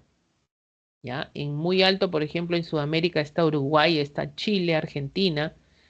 En alto estamos nosotros, ¿ya?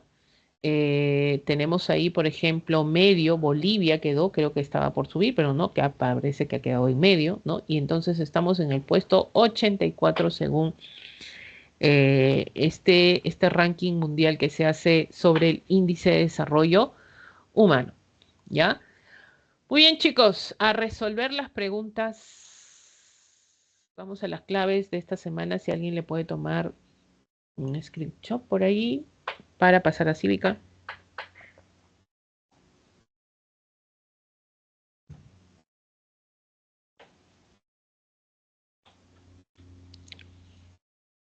Vamos.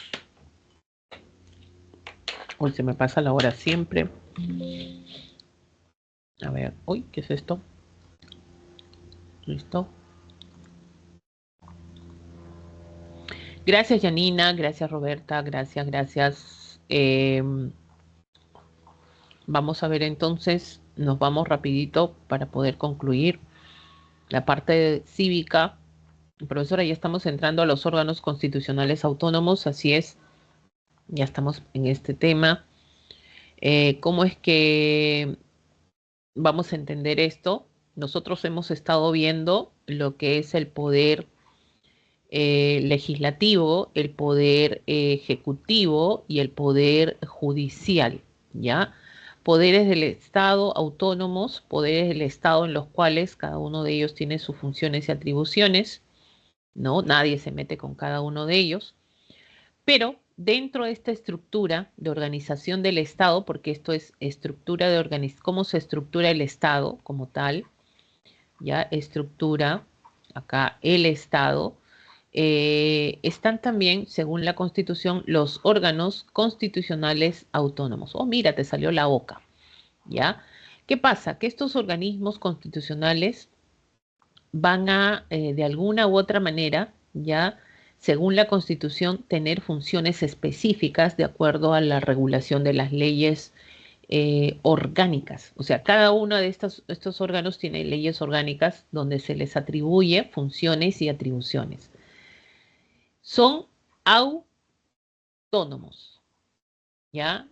Pueden ser en la parte judicial, pueden ser en la parte económica, financiera, ¿ya? Y también tenemos en la parte legal, ¿no? Por ahí. Entonces, ¿qué va a pasar con estos órganos autónomos? Ellos tienen una función específica, por ejemplo. Un poder del Estado, profesora, puede intervenir en las decisiones de un organismo constitucional autónomo? No. Estos organismos, como el Poder Judicial, por ejemplo, el Poder Ejecutivo, ¿pueden nombrar autoridades de algunos órganos constitucionales autónomos? Sí, nombran autoridades, por ejemplo, el Tribunal Constitucional, el presidente del BCRP, ¿no? ¿No? Superintendente, por ahí, ¿no?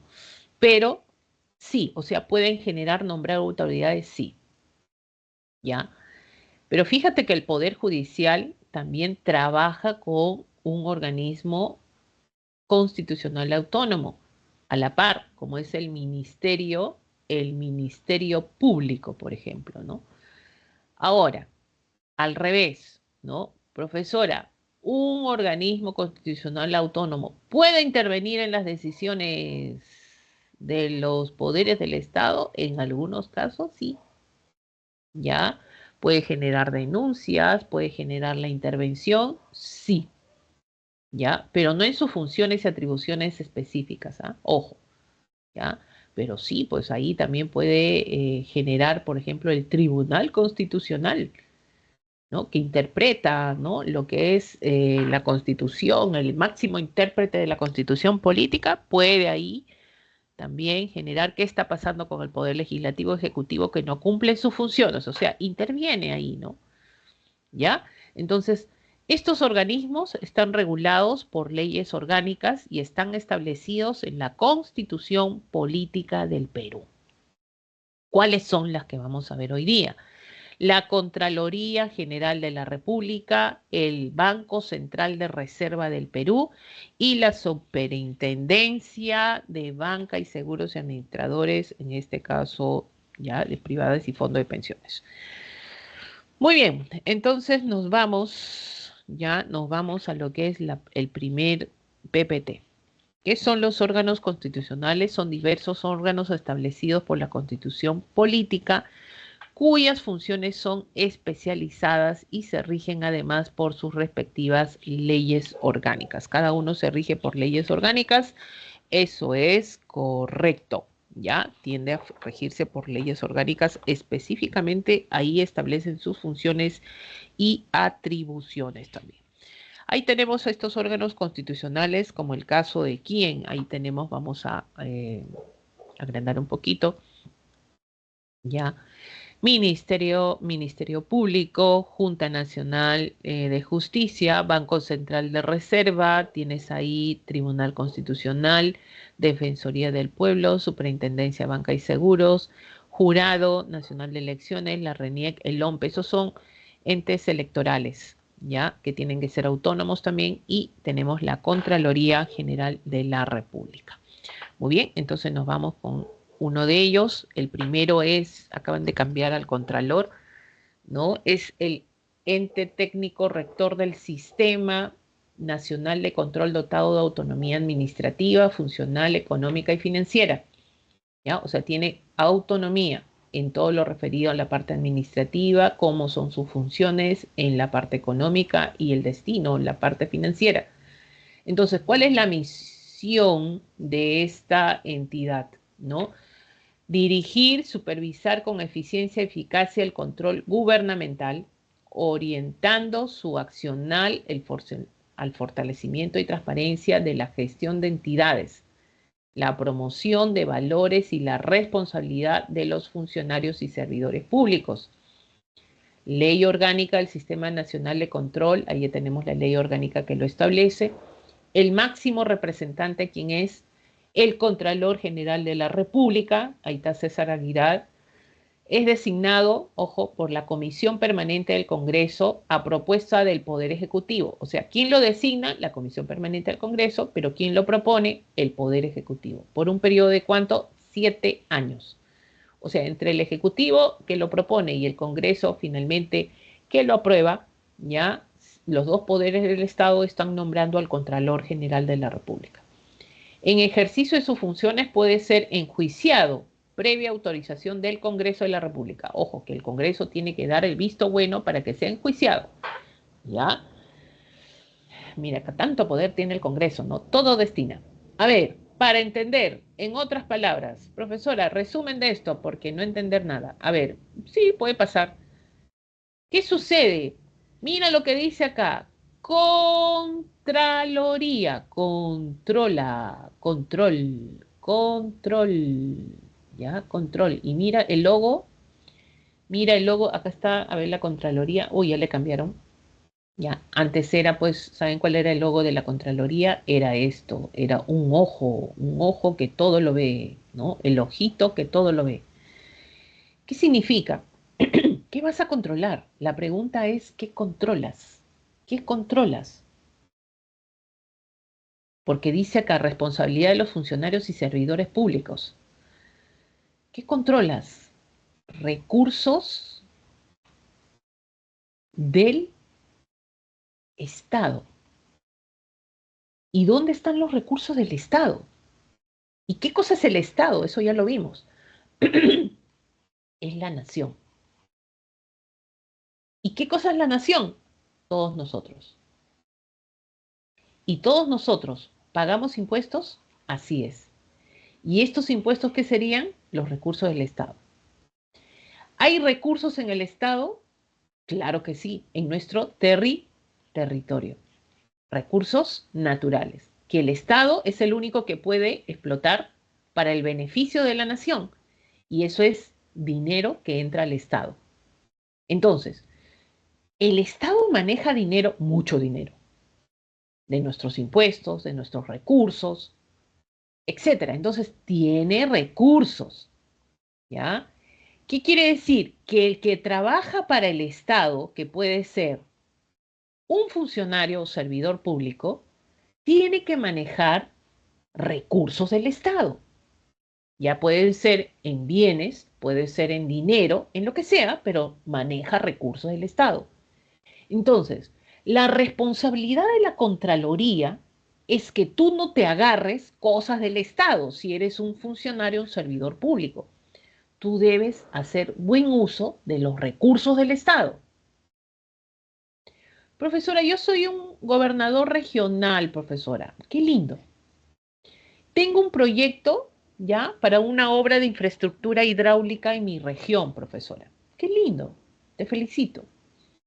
Para eso estoy tomando recursos del Estado, profesora. Ya sabes lo que es. Dinero del Estado. Profesora, esta obra me va a costar 5 millones. ¿Hoy tan caro? Sí, es carísimo, todo ha subido. O sea, yo no puedo decir, como soy un funcionario o un servidor público, yo no puedo decir que esta obra me va a costar 5 millones y no dar cuenta de esos 5 millones. ¿En qué se ha gastado esos 5 millones? Entra la Contraloría y la Contraloría cuando entra tienes que justificar el gasto de estos 5 millones. Tú no te puedes agarrar ni un céntimo. Nada. Profesora, para mi caramelo, tampoco peor. No puedes, nada. Tienes que justificar. Ahora, han descubierto que este gobernador regional ha comprado el cemento más barato, los fierros más baratos, trabajadores han pagado bajo costo, ¿no? Entonces, y la Contraloría descubre eso, denuncia por corrupción.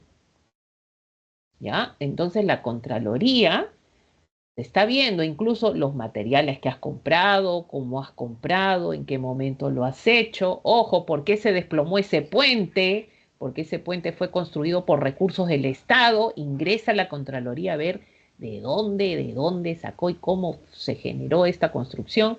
Y ahí la Contraloría puede iniciar la demanda al Ministerio Público. Ujú. ¿Ya? Profesor, entonces yo no puedo tocar dinero del Estado. No, ni se te ocurra. Entonces, ¿dónde están las instituciones? ¿Dónde están los funcionarios? Todo lo que tenga que ver con Estado, interviene la Contraloría. Por ejemplo, ¿no? Están relacionados con el uso adecuado de los recursos del Estado. Supervisa la legalidad de la ejecución del presupuesto del Estado. O sea, está viendo si el presupuesto está siendo bien utilizado. Fiscaliza la ejecución de presupuestos de las regiones y las municipalidades. A veces, no sé si ustedes han visto que las municipalidades, pues a última hora están rompiendo todas las pistas. Muchos hablan y dicen que para justificar gastos, ¿no? Decir que esa pista, me ha costado pues 300.000 soles, cuando debería haberte costado pues 20.000 soles de repente, ¿no? Y no 300.000, ¿no? No, y se demora como 7 meses en realizar la construcción de esa pista, no sé. Entonces ahí estás generando gastos para justificar. Y eso lo detecta la Contraloría. ¿Qué materiales estás construyendo, elaborando, cómo, cuánto estás pagando acá? Todo, porque es dinero del Estado. ¿Ya? Operaciones de la deuda pública, ¿ya? Entonces, ¿cuánto se va a pagar? Deuda que busca contraer, en este caso, pagarán siguientes 5 alcaldes. O sea, está viendo cómo están gastando, si están endeudándose los gobiernos regionales, los gobiernos municipales, etcétera. Actos de las instituciones sujetas a control, el gobierno central, o sea, ¿quiénes están sujetos a la Contraloría? El gobierno central, sus entidades, todos, todos, donde no han querido entrar, y esto por disposición es el Congreso, creo, el único lugar, pero por ahí también controlan porque ellos manejan recursos del Estado. Profesora, a San Marcos, las instituciones educativas superiores nacionales, también entra la Contraloría cada rato ingresa a San Marcos. ¿Ya? ¿Qué se gasta, qué no se gasta, cómo se gasta? Hoy tantos conciertos en ese estado, todo. ¿Ya? Entonces es dinero que se maneja por más recursos externos que puedan tener, pero ¿a dónde lo destinan? ¿No? Entonces miren quiénes están sujetas a control de la Contraloría, ¿no? Los gobiernos regionales, locales, instituciones, empresas, las unidades administrativas del Poder Legislativo, todo lo que tenga que ver con el Poder Judicial también, Ministerio Público, ellos manejan dinero del Estado, ¿cómo lo destinan? Ojo, ahí entra la Contraloría, organismos constitucionales autónomos y las empresas del Estado en general. ¿Ya? Entonces ahí está la Contraloría. Yo creo que conocen a este personaje, gracias a él creo que nuestra moneda no ha sufrido tanto desbalance a diferencia de otros países en Sudamérica. Yo no sé, ojalá hay que rezar todos, chicos, recen por este llamado director del Banco Central de Reserva del Perú, Julio Velarde, ¿ya? El cual para mí es un capo, no sé, un cerebrazo en el Perú. Gracias a él no hemos tenido ese desbalance económico grande que se han vivido en otros países, ¿no? Bueno, es el presidente del Banco Central de Reserva del Perú, ¿ya? Entonces, de acuerdo a la Constitución, es una persona jurídica de derecho público con autonomía en marco de su ley orgánica, tiene patrimonio propio y duración indefinida. Y entonces, ¿cuál es la finalidad máxima de lo que es el Banco Central de Reserva? Es preservar la estabilidad monetaria. Cuando nuestra moneda ha estado pues por lo bajo, así tipo Venezuela, ¿no? Con el gobierno de Alan García, el primer gobierno, ¿no? Donde el INTI en ese entonces, que era la moneda oficial, pues no tenía valor, ¿no? Entonces no queremos volver a pasar por esa situación, ya la conocemos. Es por eso que el Banco Central de Reserva del Perú toma la batuta, ¿ya? El objetivo es que nuestra moneda esté estable. Hay otra moneda en el Perú, profesora, para establecer esta estabilidad. Chicos, el dólar. ¿Ya? Es por eso que cuando sube el dólar, ¿no? Sube mucho el dólar, ¿qué hace pues el BCR? sale a vender dólares a bajo precio para generar, estabilizar nuestra moneda y no se deprecie, ¿no? Justamente ese es el objetivo. Entonces, con ese objetivo, el Banco Central implementa su política monetaria mediante un esquema de metas explícitas de inflación, ¿no? Entonces, ellos están buscando que justamente la inflación también se mantenga estable y no genere esa desestabilidad en nuestra moneda, ¿no? Hay un directorio, está conformado por 7 miembros designados conforme el artículo 86 de la Constitución, ¿ya? Y el Banco Central de Reserva del Perú anuncia la meta anual inflación. Miren, cuando a ti te pregunten quién emite, sobre todo referido a lo que vendría a ser el informe de la inflación en el Perú, es el BCRP. Ya hablamos del BCRP sobre todo. Entonces ahí tenemos ya necesariamente pues a Julio Velarde como el presidente del Banco Central de Reserva del Perú. Tenemos las funciones del Banco Central, ¿no? Regula la moneda y el crédito del sistema financiero, administrar las reservas internacionales a su cargo, o sea, las reservas, el erario, ¿no? Nuestras reservas lingotes de oro, por ejemplo, ¿no? Tenemos en nuestro Banco Central de Reserva que generan ser nuestros recursos ante cualquier situación, por ejemplo, el COVID, ¿no? Que se presentó, informa al país sobre las finanzas nacionales, administra la rentabilidad de los fondos, ¿ya? En el caso de los fondos de pensiones, ¿no? O de seguros, donde la rentabilidad tiene que ser acorde de acuerdo al sistema financiero, ¿no? Que parte del Banco Central de Reserva del Perú. Y emite billetes, monedas, siendo el sol la moneda peruana desde el 2015, ¿no? Y hay estas monedas de colección, espero la estén coleccionando en algún momento, todos ellos, ¿ya? Van a ser pues optados como monedas de colección, ¿no? Por ejemplo, hay una moneda que ya está siendo ofertada a más de 200, 250 soles, una moneda de colección, ¿no? Por ahí. Y tenemos, por último, tenemos la Superintendencia de Banca y Seguros, administradoras privadas de fondos de pensiones, también hace poco ha sido cambiado el superintendente, el representante máximo de este organismo constitucional, ¿ya? Es una institución de derecho público, tiene autonomía funcional, o sea, sus funciones son autónomas, está reconocida en la Constitución también. ¿Cuál es el objetivo de esto? Está establecida en la Ley General del Sistema Financiero 26702. Chicos, esta entidad ha sido creada para proteger los intereses del público, cautelando la solidez económica y financiera de las empresas supervisadas. En otras palabras, acá hay un banco, o vamos a poner acá un ejemplo común, ¿no? Hay una caja, la caja local de la tía Tula, ¿ya? Acá está. Esta caja no está inscrita y reconocida por la Superintendencia de Banca y Seguros. ¿Qué sucede? Te dan unos intereses altísimos si tú pones, por ejemplo, 100 soles para generar tus ahorritos, ¿ya? Con los intereses altísimos vas a obtener ¿cuánto? Vas a obtener 250 soles. Hoy todo el mundo pone su plata en esta caja. Todo el mundo quiere obtener más plata, ¿ya? Entonces, ¿qué pasa? Si tú haces eso, ¿ya? Y de pronto, por ahí la caja te dice no hay dinero, espérate un mes, una semana, entonces esto va en declave. ¿Qué sucede? Pues como no ha sido, ¿ya? Como no ha sido registrado, reconocido por la Superintendencia de Banca y Seguros, ¿qué va a pasar? Esta caja no te va a proteger a ti, no te protege. Por eso que ustedes cuando compren un seguro, estén en un sistema financiero, tienen que asegurarse que esté registrado en la Superintendencia de Banca y Seguros. Esta caja local de la Tula se acabó, quebró. Profesora, mi plata, mis ahorros. Lo siento. Como no está reconocida y no ha sido aprobada por la Superintendencia, te quedas en el aire. Tu plata se lo llevaron, se acabó.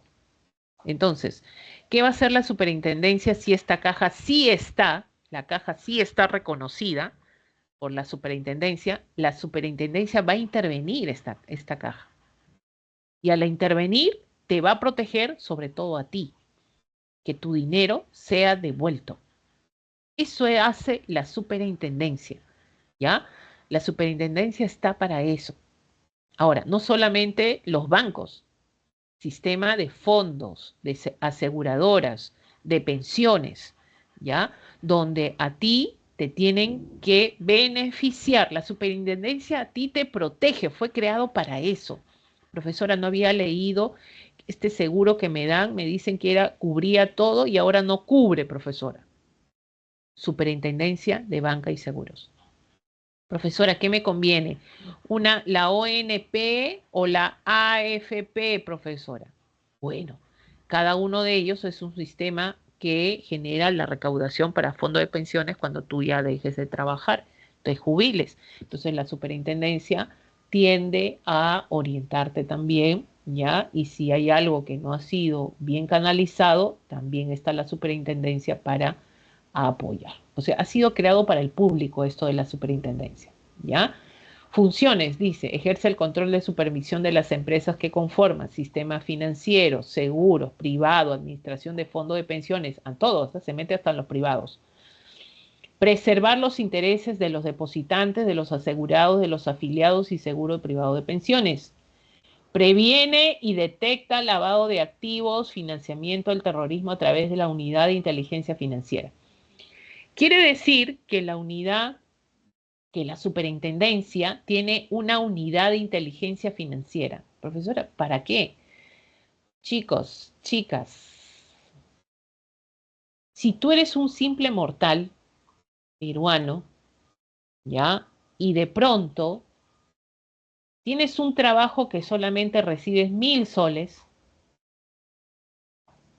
y de pronto en tu cuenta de banco, ¿cuánto hay? Ya hay más de 400.000 soles. Tú no puedes tener un ingreso tan poquito y tener ingresos tan fuertes en una cuenta bancaria. Esto es un desbalance. Automáticamente la unidad de inteligencia financiera se activa, rojo, rojo, rojo, rojo. Y va a comenzar la investigación a tu persona. Se presume lavado de activos, quiere decir que este dinero es mal habido, que este dinero viene producto del narcotráfico o producto de algo ilegal, corrupción, algo ilegal por ahí, donde tú te estás siendo beneficiado y como ustedes saben, todo el dinero que tú tienes que pagar qué cosa, impuestos, evasión de impuestos, dinero mal habido, y esto es denuncia y embargo de bienes totales con también los embargo de bienes a tus cuentas, en este caso de banco, ¿ya? Por ahí este personaje ha repartido dinero, ha comprado cosas a sus familiares. Todos ellos, ojo, todos ellos son involucrados en una investigación. Chicas, ustedes reciben regalos lujosos por ahí, ¿ya? Ay, es que mi enamorado tiene plata y tú sabes que solamente gana 1.000 soles. Ojo con esto. Tú ingresas en la investigación también, ¿ya? Por eso involucran a todo el entorno familiar y amical donde se hace un proceso de investigación. Ahora, ¿cómo lo detectan? No olvidemos que hoy en día tú cuando trabajas, todo tiene que ser, en este caso, depositado a través de una cuenta de banco, ¿ya? Una cuenta de banco. Entonces, a partir de ahí ingresa, pues, a canalizar cuánto tienes, cuánto recibes, hay una canalización y se activa la alarma cuando hay un desfase, ¿no? Entonces, entre sus funciones dice disponer el congelamiento de fondos en casos nacionales vinculados a delitos de lavado de activos, ¿no? O financiamiento del terrorismo. Establecer y coordinar con los organismos supervisores la regulación sobre la prevención. Intercambiar información a nivel internacional y prevención de lucha contra lavado de activos, financiamiento del terrorismo y liderar el Sistema Nacional de Prevención de Lavado de Activos y Financiamiento del Terrorismo. ¿Ya? Entonces, ahí tenemos, por ejemplo, también, acá, vamos a un poquito acá, los sujetos obligados reportan, los órganos supervisores, instituciones públicas, ¿ya? Intercambio de información, se comunica con el Ministerio Público, el DINI, Dirección Nacional en este caso de Inteligencia del Perú, la Policía Nacional que trabaja con el Ministerio Público, la denuncia al Poder Judicial finalmente, ¿no? Entonces es un proceso que es denunciado, es penal y es en este caso detectado por esta unidad de inteligencia financiera en nuestro país. Bueno, chicos, chicas, ya ahí tienen las claves de esta semana en el caso de educación cívica. Nos estamos viendo la semana 16. Vamos a reforzar algunas cositas también, ya previas a terminar el presente ciclo. Espero que tengan un buen día, ya ordenen sus conocimientos, sigan estudiando, no dejen, no se desanimen, no tiren la toalla, no renieguen, ¿ya? Hay que ver que de las cosas que nos puedan pasar podemos sacar cosas positivas. Siempre, ¿ya? Y poner al cerebrito que todo se puede, ¿ya? Todo se puede en lo que ustedes también lo decidan. Nos estamos viendo la próxima semana, chicos. Nos vemos en la próxima clase de Geografía y Educación Cívica. Cuídense bastante, ¿ya? Y muy buenos días para todos ustedes.